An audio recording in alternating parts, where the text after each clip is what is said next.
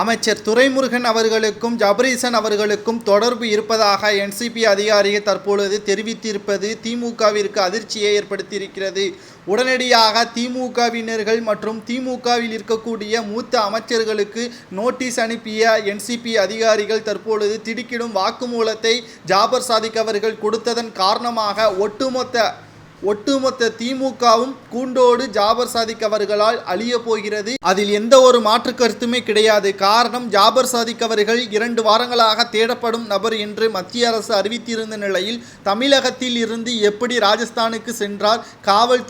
தமிழக காவல்துறையினர் உதவி இல்லாமல் சென்றிருக்க வாய்ப்பே கிடையாது என்றும் தற்பொழுது என்சிபி அதிகாரிகள் கூறியுள்ளது. தமிழகத்தை தற்பொழுது மிகப்பெரிய அளவில் அவமானப்படுத்திவிட்டது திமுக என்றே நாம் கூறலாம்.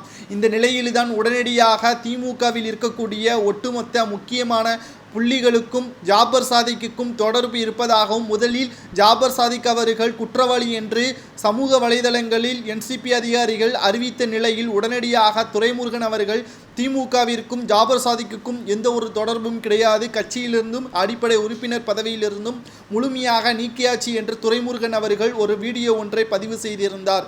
இந்த நிலையில்தான் திமுகவினருக்கு இது மட்டும் முன்கூட்டியே தெரியாமலா இருந்தது என்றும் 2006ஆம் ஆண்டு முதல் தற்பொழுது வரை போதை மருந்து கடத்தல், திருட்டு, பிசிடி போன்ற அனைத்திலும் ஜாபர் சாதிக் அவர்கள் மும்பையில் 2014ஆம் ஆண்டு கைது செய்யப்பட்டு அவரது பாஸ்போர்ட்டும் முடக்கப்பட்டிருந்தது. ஆனால் இதை அனைத்தும் தெரிந்தும் திமுகவின் துரைமுருகன் அவர்கள் எப்படி அவருக்கு நிர்வாக பொறுப்புகளை வழங்கியுள்ளார் என்ற கேள்விகளை என்சிபி அதிகாரிகள் தற்பொழுது கூறியுள்ளார். மேலும் போதைப்பொருள் மருந்து கடத்தலின் மூலமாக ஜாபர் சாதிக் அவர்கள் மங்கை என்ற திரைப்படத்தையும் தயாரித்துள்ளதாகவும், அந்த படத்தின் இயக்குனர் வேறு யாரும் கிடையாது, நமது உதயநிதி ஸ்டாலின் அவர்களின் மனைவி கீர்த்திகா உதயநிதி தான் என்றும் தற்பொழுது முற்றிலும் நாம் சுற்றி வளைக்கும் பார்க்கும் பொழுது திமுகவை சார்ந்தவர்கள் தான். துரைமுருகனாக இருக்கட்டும், உதயநிதி ஸ்டாலின் அவர்கள், KN நேரு, பொன்முடி, தங்கம் தென்னரசு, உதயநிதி ஸ்டாலின் அவர்களின் மனைவி கீர்த்திகா உதயநிதி, இவர்களை சுற்றி தான் தற்பொழுது போதை மருந்து கடத்தல் சம்பவம் அனைத்தும் வந்து கொண்டிருக்கிறது.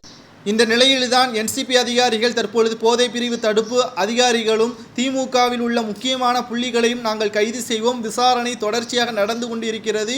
தற்பொழுது ராஜஸ்தானில் கைது செய்யப்பட்ட ஜாபர் சாதிக் அவர்கள் கொடுக்கின்ற வாக்குமூலத்தின் அடிப்படையில் பினாமிகள் யாராவது இருக்கிறார்களா? வெளிநாட்டில் உள்ள வங்கிகள் தற்பொழுது முடக்கப்பட்டு இருக்கிறது. தொடர்ச்சியாக துரைமுருகன் உட்பட கவனமாக பார்க்க வேண்டும். துரைமுருகன் உட்பட கூண்டோடு சிறைக்கு செல்லக்கூடிய நிலைமை திமுகவிற்கு வந்துவிட்டது. அண்ணா அவர்கள் உருவாக்கிய திராவிட முன்னேற்றக் கழகம் தற்பொழுது கோபாலபுர கொள்ளையர்கள் கூட்டத்தால் தற்பொழுது எந்த கொள்கையை நோக்கி செல்கிறது என்றே தெரியாமல் ஒட்டுமொத்த தவறுக்கும், கொலையாக இருக்கட்டும், கொள்ளை, பலாத்காரம் போன்ற அனைத்திற்கும் போதை மருந்து தான் முக்கியமான காரணமாக இருக்கிறது என்று சமூக வலைதளங்களில் தற்பொழுது பரவி வரக்கூடிய நிலையில் அதை கடத்துவது யார் என்றால் திமுகவினர்கள் தான். இவர்களுக்கு என்ன தண்டனை கொடுத்தால் மீண்டும் இதே போன்ற செயல்களை செய்யாமல் இருப்பார்கள் என்பதை உங்களது கருத்துக்களை கமெண்ட் வாயிலாக கூறி, துரைமுருகன் அவர்களுக்கு சம்மன் அனுப்பப்பட்டிருக்கிறது, அவரை கட்சியிலிருந்து நீக்கலாமா என்பதையும் கமெண்ட் வாயிலாக மறக்காம பதிவு செய்து விடுங்கள். நன்றி, வணக்கம்.